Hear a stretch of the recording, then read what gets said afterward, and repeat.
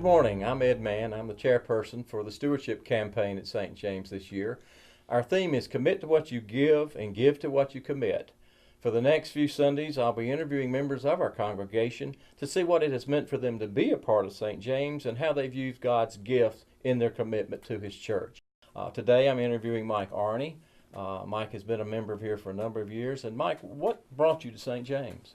Well, originally, when I was in school here at East Carolina, I visited. As a student, I visited. And it's kind of interesting. I was brought here originally through music. And when I visited, I played a solo during offertory one time. And I remember that because it was a long solo. And probably one of those times when people would be checking their watches, and saying, okay, when's he going to be done?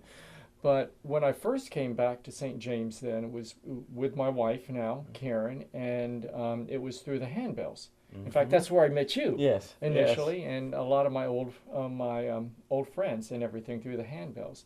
So it was music that brought me originally, but very quickly I found out that it was more the sense of family, that I was welcomed very quickly into this, in no regards as to who I was or what I was doing, but just as somebody who was here and was visiting and was a part of what was going on at St. James. So family is very, very important to us, and we have carried that through with our family as we have grown up here in St. James. Well, that's wonderful. I know you're very strong in your prayer ministry. And how is prayer, what has that meant to you in your life, being here at St. James? Well, prayer is very important to me, and it's become a very integral part of my life, and I've learned three major things through prayer, and then through actually being involved with prayer. And one of those is the concept of waiting, and that in prayer that we learn to wait and to be patient, because what we want at our times is not always what God wants for us, and we have to be open to waiting for that. Another thing that I've learned is trust, that we have to be able to trust. Once we go to God in prayer and we deepen that relationship with Him, then we learn more about trust because of what He does for us. We learn to experience that and learn to know that the promise that He makes for us, that He keeps.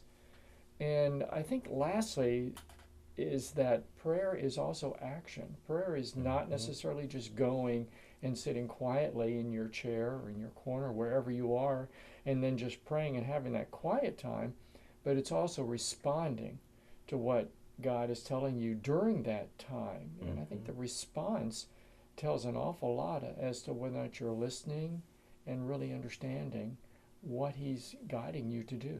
Yeah. That's how we talk to God. It is. And we just need to be patient and listen and give Him time, because Exactly. It's His time, not ours. That is right. Well, thank you, Mike, so much. And I look forward to being with all of you the next few weeks to see what is going on here at St. James for our commitment program. Commit to what you give and give to what you commit. Thank you.